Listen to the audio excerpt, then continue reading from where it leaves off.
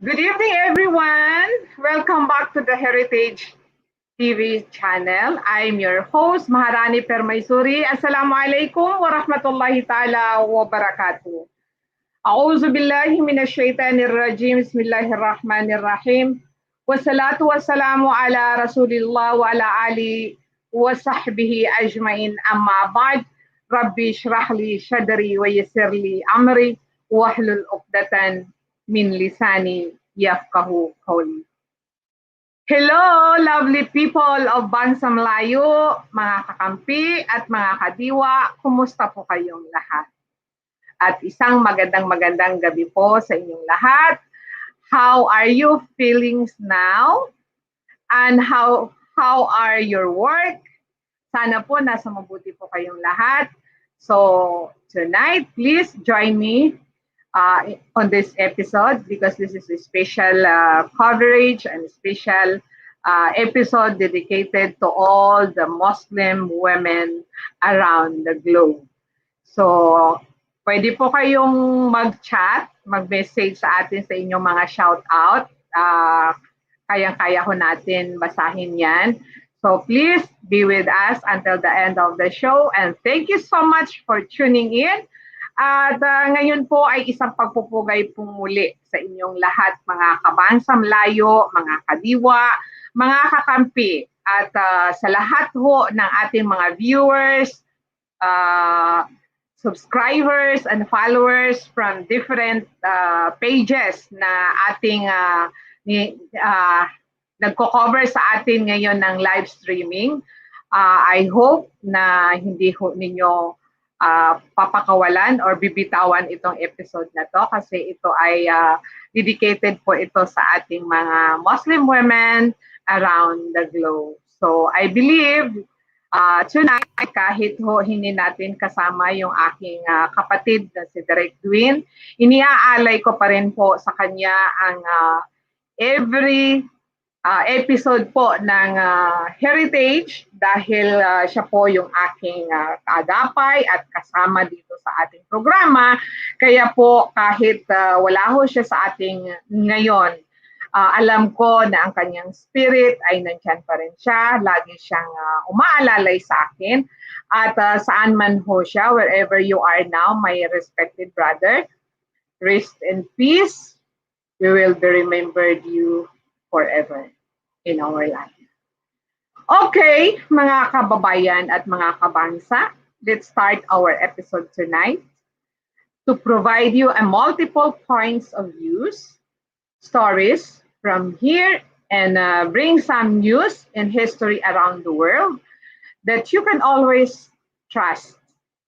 So this time, the Heritage TV shows aired every Monday, Wednesday, and Friday from 7 o'clock to 8 o'clock in the evening. Kaya po, wag ho kayo mawawala, mga kabangsa, mga kadiwa, at mga kakampi. But you know, brothers and sisters, there are some messages that I receive. And upon the request of our most respected brothers and sisters from Nusantara, especially from Hawaii, from United Kingdom, and even in United States of America, we need to speak at least 50% in English and 50% in Tagalog or Filipino to help them understand what we are trying to impart in this show of the Heritage. So we are not actually perfect, but we will try our very best to reach you out understandable. Kaya ngayon mga kababayan, mga kabansa, and mga kadiwa kampi, saksak sinagol ho tayo ngayon. So wag ho kayo mabibigla bakit medyo tayo po ay nagtataglish ngayon because this is the request from our brothers and sisters from Nusantara. Kasi gustong-gusto ho nilang pinapanood yung ating programa. Kaya po, bear with me, okay? Now, therefore, let's start the ball roll. On the news for tonight, this is our first slide, DJ. Will you please display our first slide. Yes, okay, thank you, DJ. The Health Technology Assessment Council, or HTAC, recognizes the importance of COVID-19 vaccination as a key strategy in controlling the pandemic. The HTAC asserts its commitment towards effort to advance the approval and distribution of COVID-19 vaccines and maintains strict discipline in developing for vaccine use.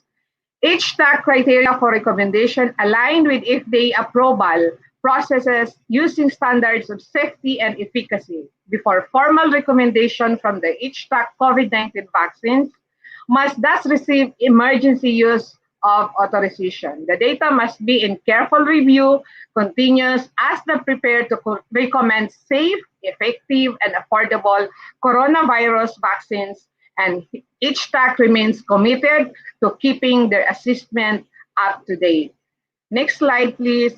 Galvez says vaccination rollout of more than 1 million vaccine shots next month.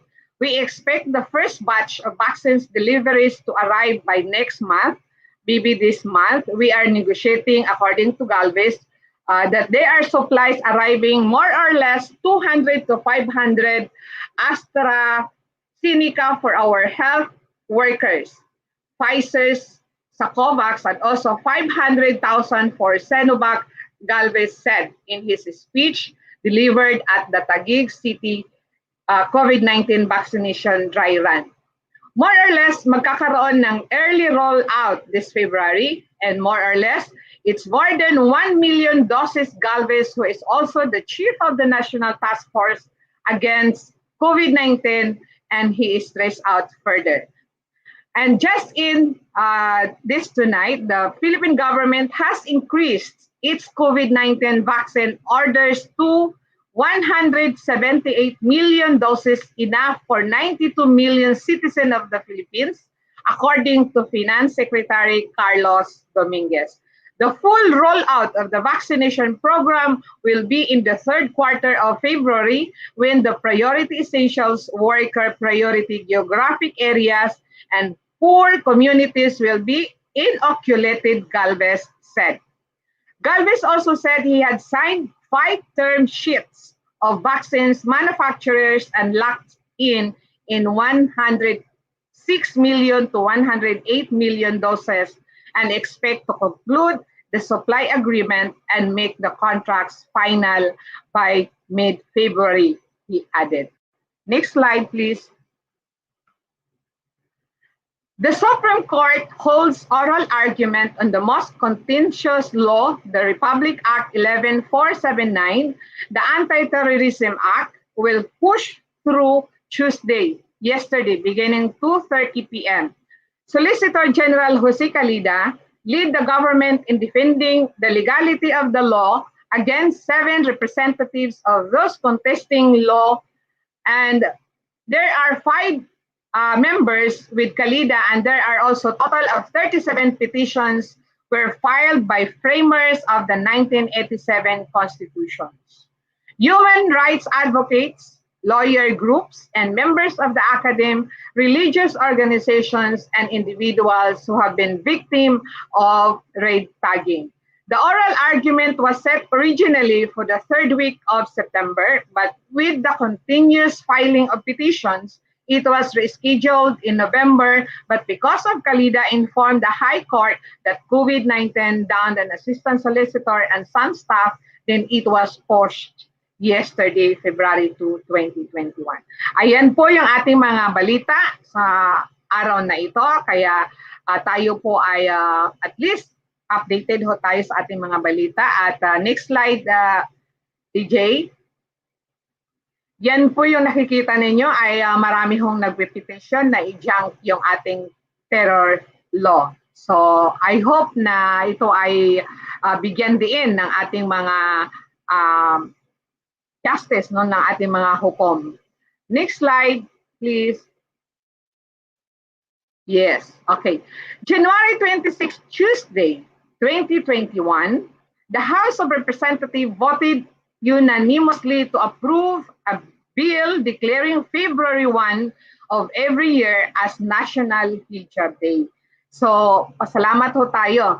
A total of 203 members of the House voted in favor of House Bill number 8249 on the third and final reading, and there were neither negative votes nor abstentions. That was our new updates for tonight. Alam nyo, it was really an overwhelming kasi wala akong absentee, wala rin pong negative votes kung hindi lahat po sila ay bumoto dito sa ating House Bill number 8249 na magkaroon ho tayo ng sinasabing ang tawag nito, National Day of Hijab Day sa Pilipinas. So isang napakaganda po yan na balita, lalo na ho sa ating mga Muslim women. And this time, mga kabangsam layo, mga kakampi at mga kadiwa, tonight's episode is another exciting discussion of our cultural heritage, of our practices and traditions. And I would like to dedicate this episode to all the hijabi women around the world, and our program or our heritage TV show joins the celebration of the World Hijab Day last February 1, 2021. And maganda ho ito kasi every year ay isi-celebrate natin. The world celebration, World Hijab Day, in recognition of millions of Muslim women wear the hijab and live a life of modesty. Ayan po, yan yung mga kasama po doon sa ating mga next slide please DJ. Thank you po.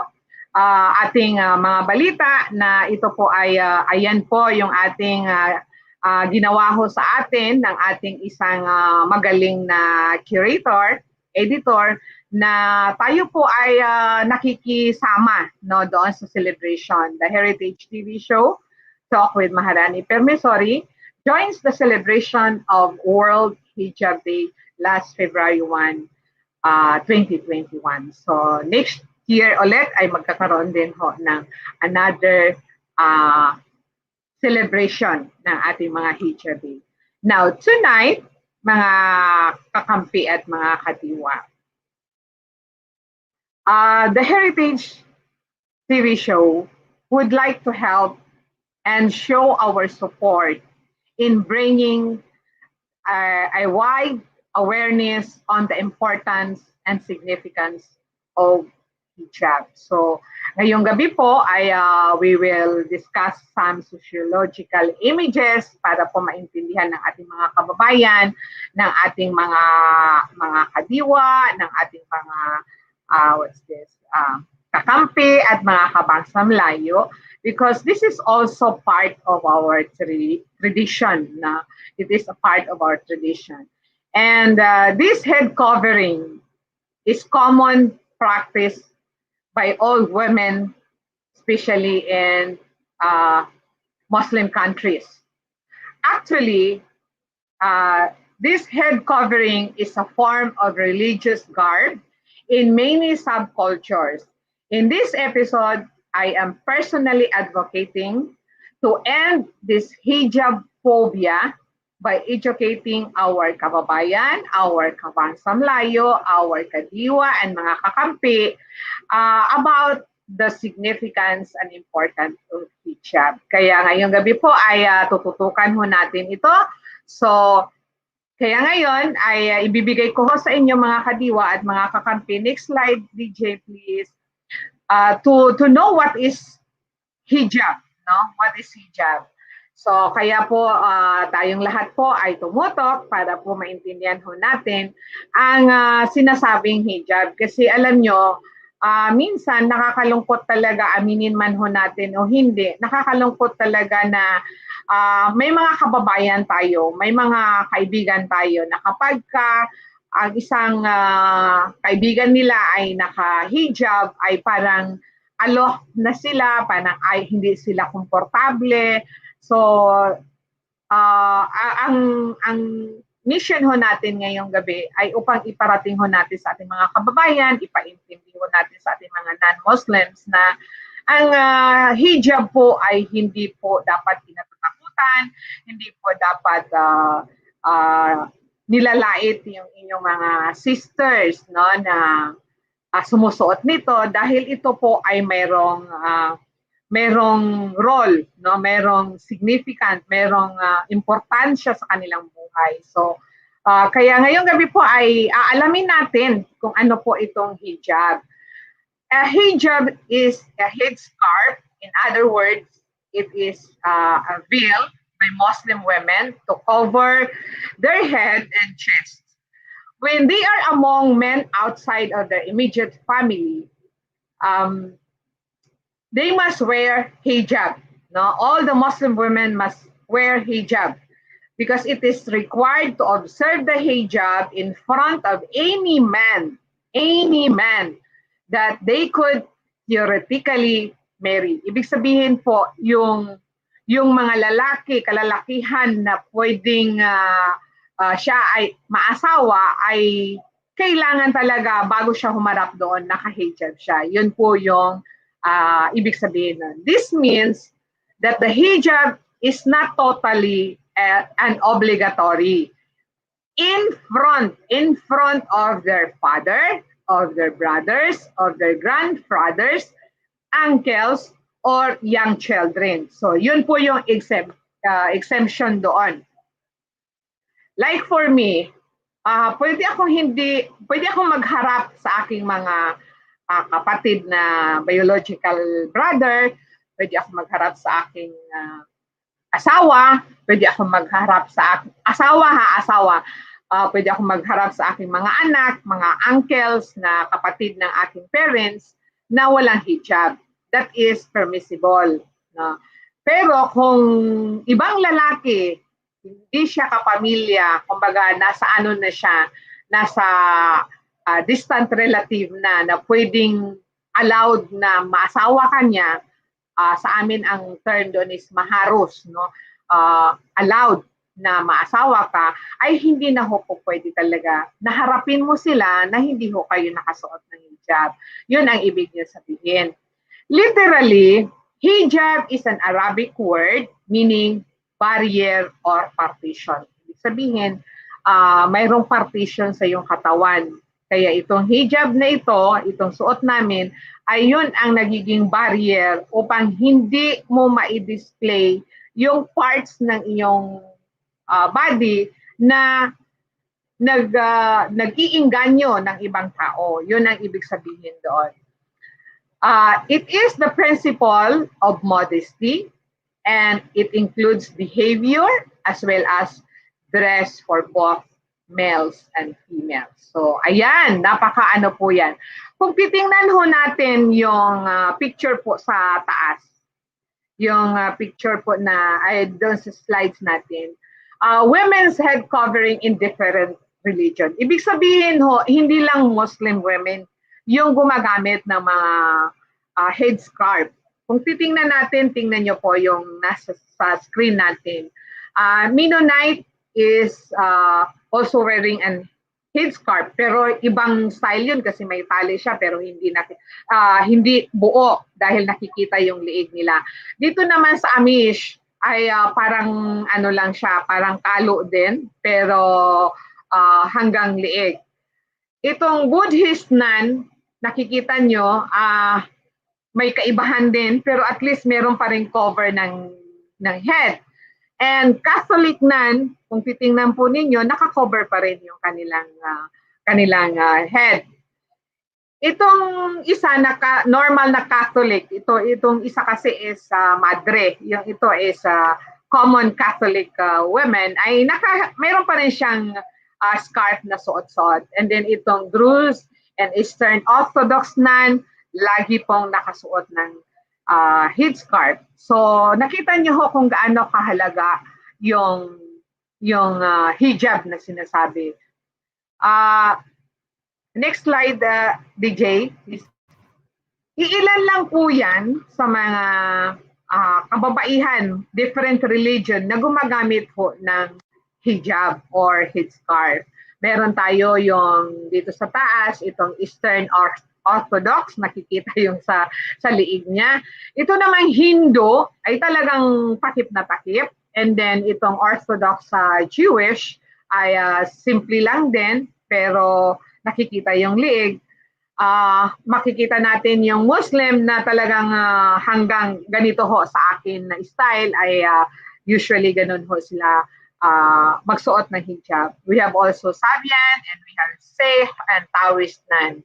So yan po yung pinaka-importante po sa atin na maintindihan natin po mga kababayan, mga kabangsa, mga kadiwa at mga kakampi na kapag tayo po ay nakakita ng mga kababayan natin na mga Muslim women na naka-hijab, wag naman ho natin lait-laitin. Kasi na-experience ko po kasi yun. So I want to share with you my hijab story because this is also very important to me and I want some women to relate on this experience I had.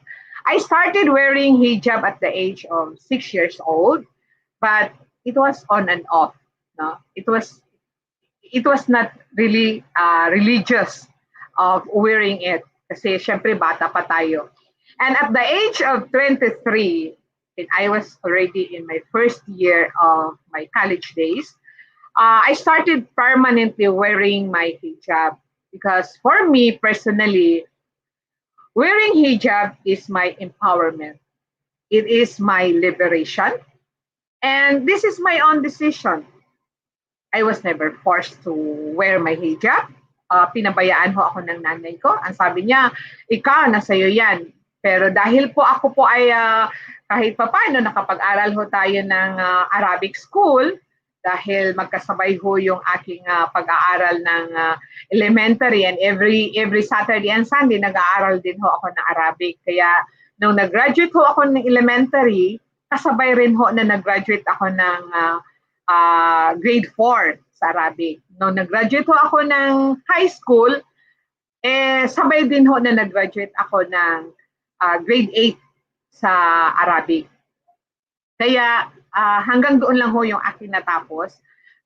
Kahit pa paano po, marami ho tayong naintindihan about Islam, about our values, about our culture and tradition. Kaya po, doon ako nag-start yung pagsusuot ko ng hijab kasi naintindihan ko kung ano ang kahalagahan nito.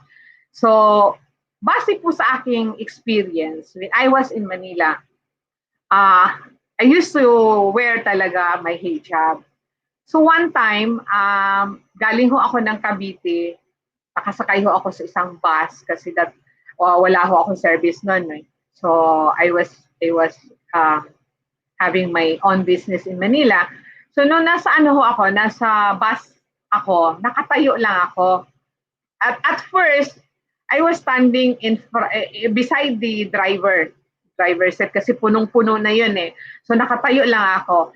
Mamaya-maya, may pumasok na naman na pasahero. Pinapausok talaga ako nung tawag nito, conductor. Pinapausok niya ako, doon ka pa. Tinitingnan ko, lahat ng pasahero, ako lang ho yung nakahijab doon. So, wala lang ako, tahimik lang. Hanggang sa pinapaurong niya ako, hanggang nakaabot na ako doon sa pinakadulo. So, noong nandoon ako sa dulo, pinapasiksik pa rin niya talaga yung isang lalaki. Doon ako yung nakatiis. Sinabi ko sa kanya, bakit ho kayo ganyan? Kung mo ba nakikita ninyo nakahijab ako, ginaganon ninyo ako? Kaya doon, talagang nagmura ako, talagang hindi ko na na-control ang sarili ko dahil doon sa, parang iba kasi yung feeling eh. Iba yung feeling. So, yun po yung masaklap na experience ko sa pagsusuot ho ng hijab. Pero I hope na hindi ko na ho yun maranasan ulit. Anyway, it was really a sad experience for wearing hijab. Pero ang nakakatuwa naman, minsan meron akong mga kaibigan na kapag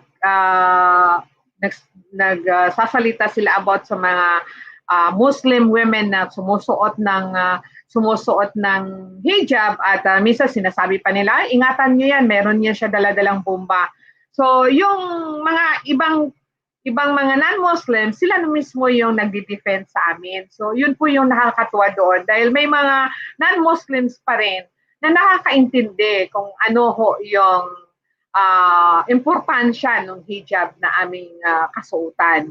So, anyway, for me, hijab is the symbol of my conviction of faith. It represents everything I stand for. Hijab means a lot for me, and it is my identity as practicing Muslim, and it is also my precious gem.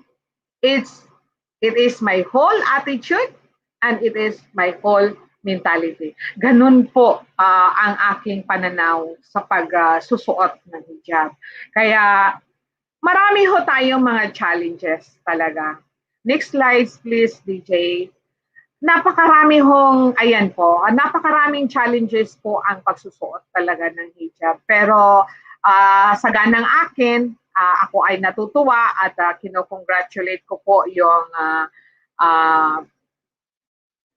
what's this, mga congressman na kung saan sila po yung nag-sponsor nito like Ansanuddin Abdul Malik Adjong and Amihelda Sangkupan na kung saan sila po yung primary sponsor ng bill na ito. Kaya I would like to extend my congratulations to both of them.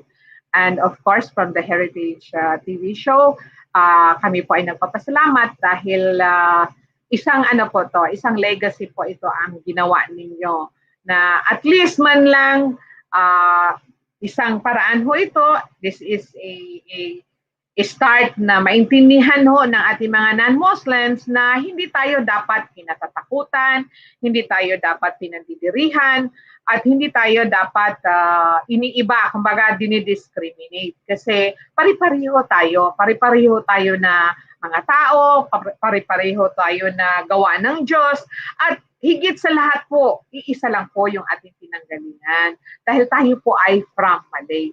So nakikita niyo ho dito sa ating screen, no? Iba't ibang images ng pagsusuot po ng hijab. Dito sa first one is mark, covers head, neck, and shoulder. Ibig sabihin lahat ho ay nakabalot, no? Pero nakikita yung face niya. Yung nakatalikod doon sa, yung isa na naka-blue, ang tawag nila dyan, burqa.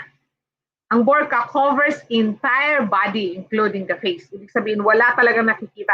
Kahit ho yung mata niya ata hindi nakikita, yun ang burqa. So, medyo yung dito banda siguro ay manipis lamang. It's a self, I think, kasi syempre baka sa Bisaya pa mapandol or madapa siya. So, medyo manipis lang siguro yan. Ito namang isa, yung third one, the brown one, ay tawag nila dyan niqab. This one is usually ginagamit ho yan sa Saudi. Yan po yung lagi nilang ginagamit sa Saudi Arabia. And niqab covers face, showing only eyes. So, eyes lang ho yung nakikita nila. Yun po yung niqab. Ang hijab naman, this is the common, no? Common, covers hair and neck. Kagaya ho dito aking sinusuot ay hijab po yung tawag dyan. Ngayon, yung lahat ho ng nakasuot ng hijab, ang mostly, ang tawag nila is hijabi. Yun po yung tawag nila doon sa mga women's na sumusuot nito. Yung last one is Jador, the full body cloak revealing eyes or face. Ibig sabihin, lahat po yan nakakover, lahat yung buong katawan niya. At ang usually na ginagamit namin dito ay yung sinasabi nilang abaya. No? Pero nakikita pa rin yung mata nila at face, konti lang. So bago ho tayo mag-proceed, ay gusto ko lang i-shout out yung ating mga comment section. We have here Maribix. Good evening, Miss Maharani. How are you? I'm fine. Alhamdulillah. Thank you so much, Maribix, for always there. Thank you. At sinamahan niyo po kami. We have also here Datu Muda Tabunaway. Good evening, HTV Philippines. Good evening, Heritage. Long live Bansang Layo, Filipina. Keep it up, tita. Happy World Hijab Day around the globe. Yes, thank you so much for your comments, and I hope lahat ho ng nanonood, alam ko marami hong nanonood ngayon. Please send your comments. Mag-comment ho kayo dyan sa ating chat box para ko ma-shoutout ko kayo. Alam ko marami ho kayo dyan.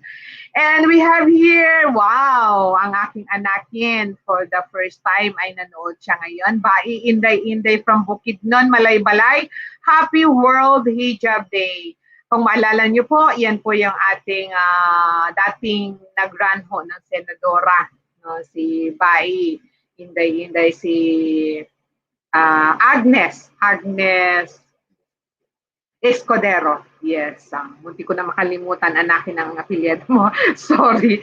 Anyway, I hope one day magkita-kita tayo dahil alam ko marami tayong pag-uusapan at marami tayong mga plano. And thank you so much for dropping by.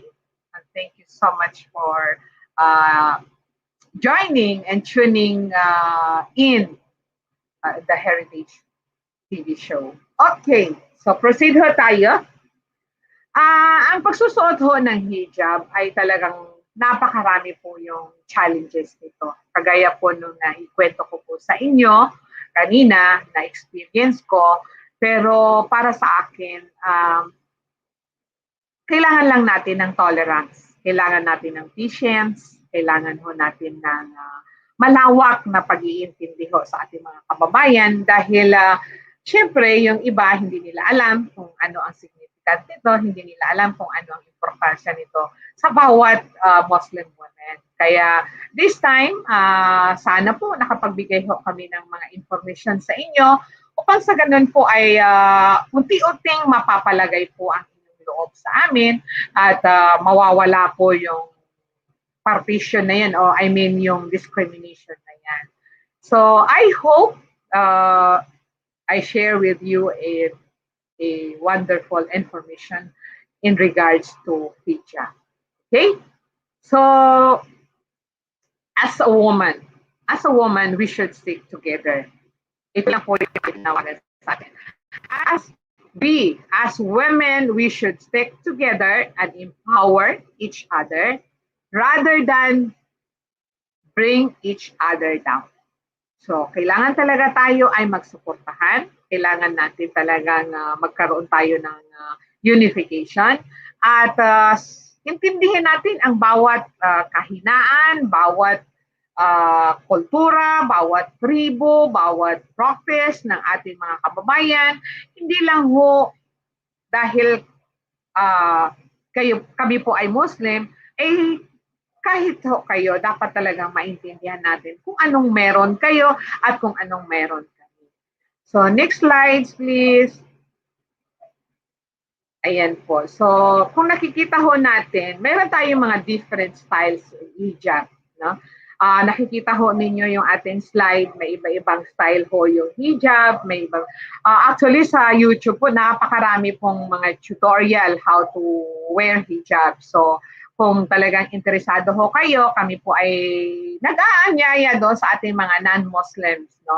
Mga non-Muslims na every February 1, we would like to invite you to experience the one-day special day for World Hijab Day na ma-experience ho ninyo na nakasuot kayo ng hijab, kung anong feeling para nang sa ganun po ay hindi na ho kinukwento sa inyo, no? Hindi na kinukwento sa inyo yung pagsusuot ng hijab. So, you see po, mga kabangsang layo, halos lahat po ay any religion in entire world ay halos lahat ho talaga ay nagsusuot ng hijab. So, okay.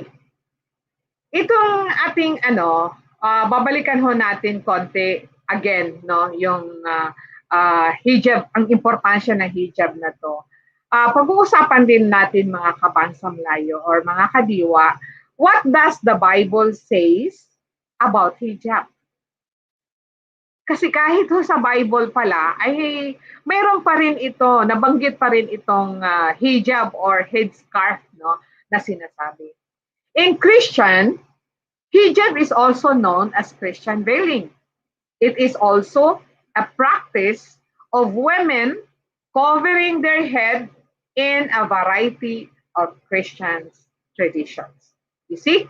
So, ibig sabihin, hindi lang po pala ang mga Muslim, hindi lang po pala yung kagaya namin ang nagsusuot, kung hindi kahit po sa inyo, ay talaga palang nagsusuot pa rin sila. It is also a practice of women covering their head in a variety of Christian traditions. Some Christians, women based on Orthodox, yung pinakita ko po sa inyo kanina na slides, nandoon yung Roman Catholic, Anglican, Lutheran, Calvinist, and Methodist teaching to wear the head covering in public worship, while others, especially Anabaptist Christians, believe women should wear head covering all the time. So meron ibang mga religion na talagang ino-oblige din nila yung mga kababaihan nila to wear head scarf all the time, not only in the religious rituals. So, ganun po importante pala yung hijab. As universally practiced by the women of the early church, this was attested by multiple writers throughout the centuries of Christianity. You see, ibig sabihin po pala ay noon-noon pa talaga ay ginagamit na pala itong head covering na to. In an early theologian wrote this sayings that women and men are to go to church decently attired. Ibig sabihin, ang lahat ho ng either men or women, kailangan pag pumupunta sa church, maganda, decently attired. Ibig sabihin, hindi siya naka-shorts, hindi siya naka-sleeveless, hindi siya anong tawag doon, spaghetti. Kailangan decent yung kanyang sinusuot na hindi nag-i-invite ng mga masamang spirits. For this is the wish of the word, since it is becoming for her to prevail. Ibig sabihin, hindi siya pwede na papasok sa isang church na hindi naka-proper yung kanyang attire at hindi naka-cover yung kanyang head. And according to Clement of Alexandria, another theologian, Hippolytus of Rome, in 170 to 235, 36, while giving instructions for church gathering, said, "Let all the women have their heads covered with an opaque cloth." You see? So kailangan pala talaga, noon pa pala sa mga Christianity, ay talagang kailangan naka-cover yung kanilang head na habang sila po ay nagpa-pray. No? So, ganun ho kahalaga yung hijab, yung headscarf. The wearing of a head covering, both in public and while attending church, was regarded as customary for Christian women in Mediterranean, in European, in Middle Eastern, and African culture. So, ayan. Very clear po yun na yun pala ay talagang tradition din nila na talagang gumagamit sila ng head covering. So, a woman who did not wear, for them, a woman who did not wear a head covering was interpreted to be a prostitute or adulteress. Yun po yung sa kanila na sinasabi doon. And in Europe, there is a law stipulated that the married women who uncovered their hair in public was evidence of her infidelity. Ayan. So, merong similarity pala sa atin sa Muslims, no, sa Islam. Ang kahalagahan ho ng sinasabing hijab or headscarf. So, I hope po na ito po ay nakapagbigay sa atin ho ng learnings, nakapagbigay ho sa atin ng magandang katuruan dahil ito po ay napakahalaga po sa ating mga sarili. So dahil sabi ni Mary Dix, hello po Tinga family, Daza and Dix.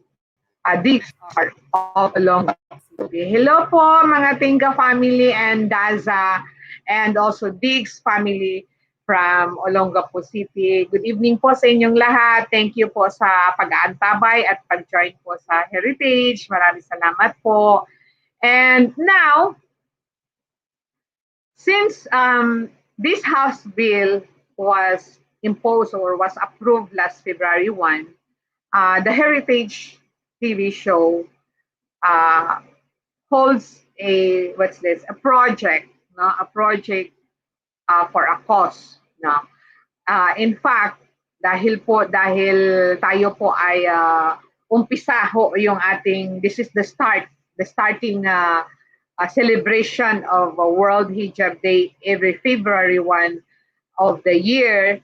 Kaya po ang Heritage ay gumawa po na isang programa na kung saan po ay hinihikayat po natin, we are inviting our non-Muslims or Muslim women's or everywhere around the globe na we want everyone to participate in this project because we are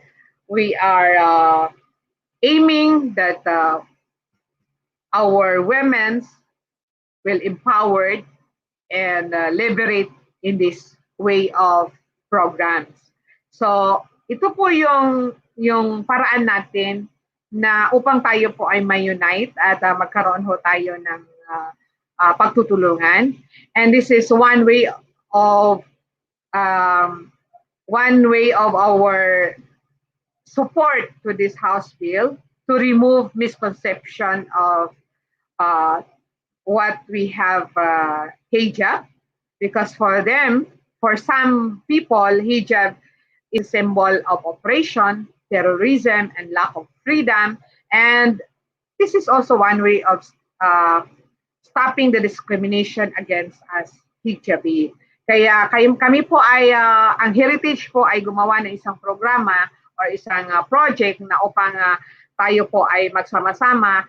And alam nyo po ang aming goal dito ay upang matulungan din ho natin yung ating mga balik Islam sisters at yung ating mga IP Muslims na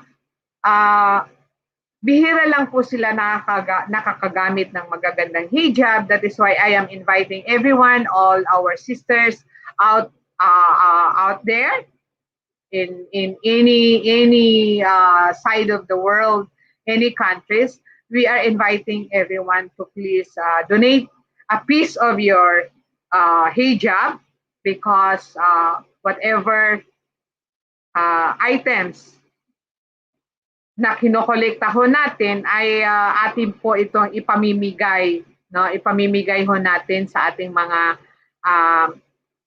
Muslim sisters, balik Islam sisters, and IP sisters na mga Muslims na kulang ng mga hijab na kanilang sinusuot, lalo na ho yung kanilang mga anak.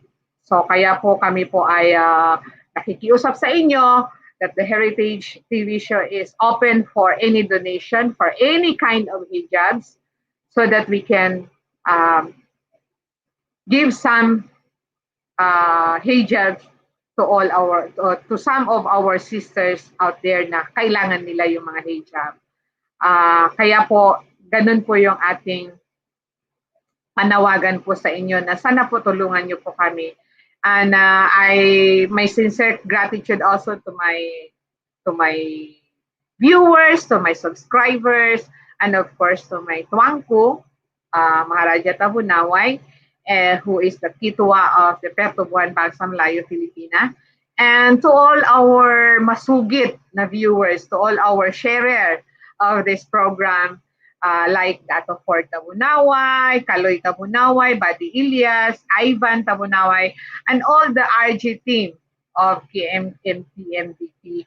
At of course, kay Kakadato Sri Wira at sa lahat po ng ating mga avid viewers na maraming salamat po. Meron tayo dito isang comment, si Siti Aribalo. Assalamualaikum po, me.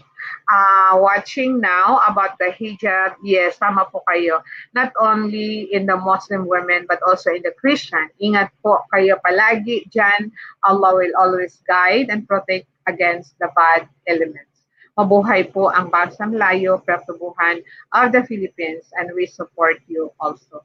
Maraming salamat po sa lahat ho na sumusuporta ho sa The Heritage TV channel, as well as the Pertubuhan Bagsang Layo, Filipina.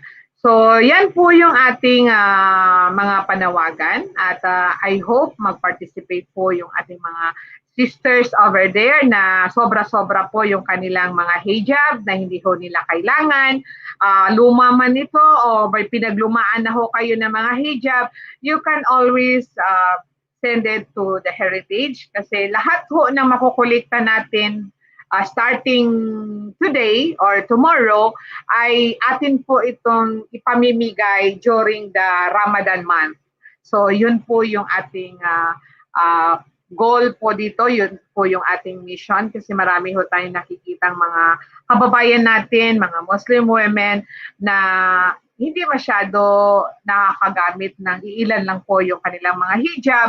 Kaya po kami ay nananawagan doon sa hindi niya masyado ginagamit yung mga hijab nila na sana po ma-share po ninyo sa ating mga kababayan.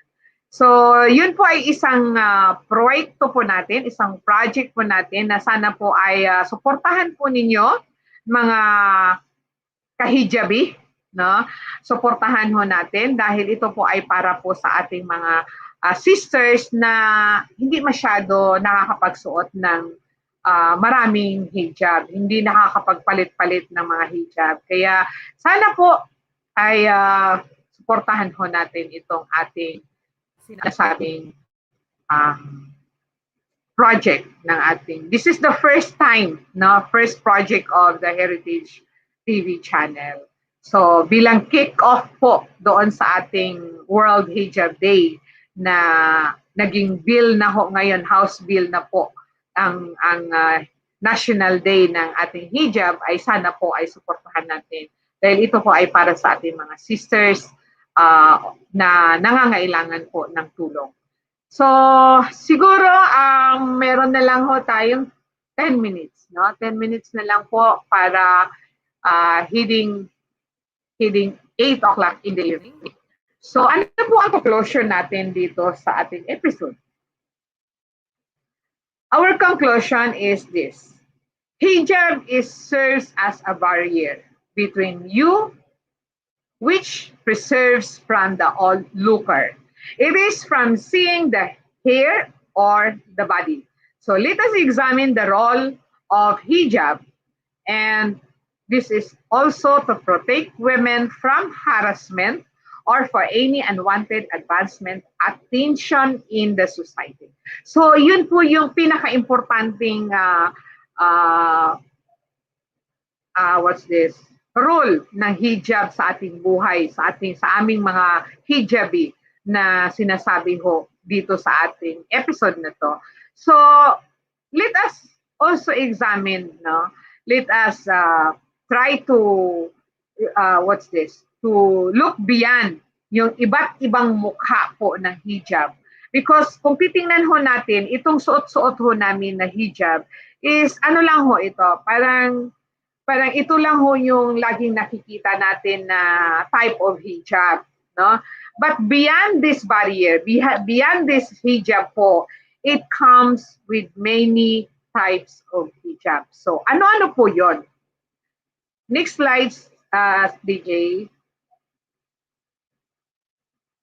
Ano-ano po yung mga hijab na kailangan natin maintindihan? One, the type of clothes that you wear. Ibig sabihin, ano yung kasuotan mo ay isa rin ho yun sa hijab na sinasabi. Yun din po ay hijab because that is a barrier. It is a protection. It is a partition, no, na hindi nakikita yung mga aura mo. I mean, nakikita yung hindi dapat makita, no? Number 2, the way in which you speak. Kung paano ho kayo nagsasalita, isa pa rin ho yan sa type ng hijab. hindi lang po yung suot-suot natin na hijab. Number 3, the words you choose. Na? The words you choose and the body, your body gesture. Kung ano po yung mga gesture mo, ay isa rin po yun sa mga hijab na kinikerry ho ninyo. And the last one is your facial expression. So nakikita ho natin yung types of Islamic veils or hijab. We have here Shaila, and then yung pangalawa is hijab, yung pangatlo is hijab amira. We have here khimar, chador, yung nakabalot lahat. And we have also here niqab, yung mata lang nakikita, and the burqa. So na-explain ko na ho yun sa inyo kanina. So pinapakita lang ho natin yung talagang itsura nito. Kaya at least alam ho natin na kapag ganito yung sinusuot nila, ito pala yung katawagan niya. So hindi na ho tayo magiging, what's this? Hindi na ho natin masasabi, ano kayang tawag dyan? Lahat ba yan ay hijab ang tawag dyan? Although yes, because hijab is barrier, it is a partition of our body. So next slides, please. So yan po yung ating mga types of hijab. These are all the part of hijab kasi po ito yung usually po na ginagamit na ng ating mga Muslim women. All this hijab na nakikita natin, headgear na ito, ay lahat ho yan ay nagagamit sa iba't ibang Muslim countries. So I hope I shared with you a beautiful presentation of the hijab. Kaya nga kabangsam layo ang mga kakampi, this episode will also enlighten our non-Muslims what is really the significance of hijab in our life. So sana po yakapin niyo po kami, anuman po yung aming hitsura, anuman po yung aming kasuutan, at anuman po yung aming paniniwala. Ganon din ho kayo. So we have to embrace each other. To all my Muslim brothers and sisters, ngayon pa lang mga kabagsam layo, mga kadiwa at mga kakampi, kayo po na mga Muslim brothers namin and sisters, ngayon pa lang po ay i-train na ho ninyo inyong mga anak, hindi po pwedeng pilitin sila no, na mag-wear ng hijab. Just try to let them understand what is the importance and significance of hijab para po ma-appreciate nila ito at kusang loob sila na ho yung gagamit nito. Hindi na ho natin kailangan na paluin pa natin sila o di kaya pagalitan pa natin sila para lang sila ay magsuot ng hijab. Kaya po, sana po ay nakapagbigay ho tayo ng mga importanteng impormasyon. So bago po tayo magpaalam kasi I have only 5 minutes hitting 8. So kailangan ko po muna itong sabihin sa inyo. Meron kasing mga historian, no? Mga pseudo-historians. Mabalik lang ho tayo doon sa ating Mindanao history kasi marami ho tayo nababasa ngayon na mga historian kuno, mga local historian na sobra-sobra po yung pandalait nila kay Maharaja Tabunaway. Yung our forefathers. Halos lahat sabihin na ho nila yung pangmamaliit sa kanila, sabihin nila kay Apo Tabunaway na converted siya, na baptized daw ho siya. All this, words na ginagamit nila para lang ho sirain yung imahe ng aming forefathers, I will tell you frankly, hindi ko po kayo tatantanan. At tandaan ho ninyo, we have all our evidence. We have all our justifications. Kaya po, sino man ho sa inyo na continue ninyong lalaitin yung aming forefathers, remember guys, the Nusantara countries will monitor all your posts, especially when royalty of Mindanao is concerned. Kaya kayo po na mga local historian na kung ano-ano ang pamamaliit ninyo kay Tabunaway, ipapa-cybercrime po kayo, tandaan niyo yan. Dahil lahat ho ng binibitawan ninyo, uungkatin ko yan at ipapalabas ko sa inyo ano ang ebidensya ninyo at sinasabi ninyo mayroong covenant sila ni kabunsuan. Ipakita ninyo sa amin kung anong covenant yan. Ipakita ninyo sa amin anong justification ninyo na kinonvert ni kabunsuan si Maharaja Tabunaway. Pag wala kayong maipakita sa amin, tandaan nyo, kayo rin ho ang mapapahiya. Hindi ho namin kayo tatantanan at wala ho kaming kinatatakutan. Kaya kayo po na mga historian dyan na nagmamarunong, mga genealogist ko nuhay, na ewan ko kung saan ninyo kinukuha yung mga genealogy ninyo, na wala dito, wala doon, na lahat naman fabricated. Kung ayaw nyo ho mapahiya, hintuan ho ninyo yan. Dahil wala ho kayong makukuha dyan, wala kayong hawak. Mahiya-hiya naman ho kayo sa inyong mga sarili. Napakaklaro po lahat ang binibigay ho sa inyo ng Malaysia, ng Brunei, ng Indonesia ng mga history. Bakit pinipilit ho ninyo yung inyong mga fabricated history dyan na wala naman talagang basis yan? Hindi kayo nahihiya sa sarili ninyo? Sino ang nag-convert kay Maharaja Tabunaway? Yung apo ninyo na galing sa bamboo? Yun ang pinagmamalaki ninyo? Na siya ang nag-convert kay Maharaja Tabunaway? Mahihiya naman kayo. Ito ha, social media to.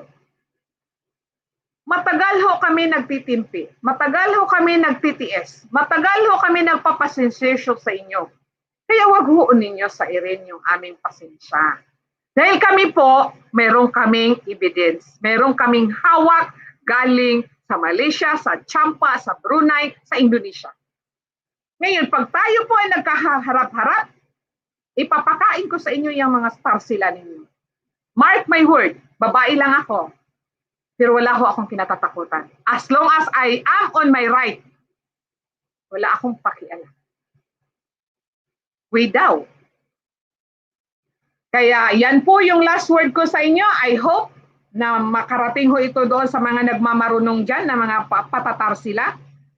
Bago po ako magpaalam, gusto ko lang po pasalamatan ang ating mga viewers, mga kaibigan na tumutok, si Marie Diggs. I just want to say good night, but I'm still watching. Hope to see you Friday. God bless us all. God bless Philippines. Thank you so much, Marie Diggs. So gusto ko lang po magpasalamat sa ating HTV Philippines, kay DJ Raymond sa patuloy na pag-a-assist ho sa atin. Last na lang, DJ, yung last ho natin na slide para doon sa ating project. Paki-display na lang po. Sa ating HTV Philippines, kay DJ Raymond, the best TV channel, at sa mga FB pages tulad ng Kisoltanan Malayo, Maharaja Tabunaway, Mindanao Darussalam, the Heritage TV channel, Queen's Hub, Heritage Fashion Hub, sa ating YouTube channel. Maraming salamat po sa inyong lahat. Pansamantala po ako magpapaalam sa inyong lahat, and see you on Friday, inshallah, pag wala kong importante tayong mapupuntahan. And please, samahan niyo po ako ulit sa exciting na mga episodes natin by Friday, dahil babalik ho tayo doon sa ating history ng Mindanao.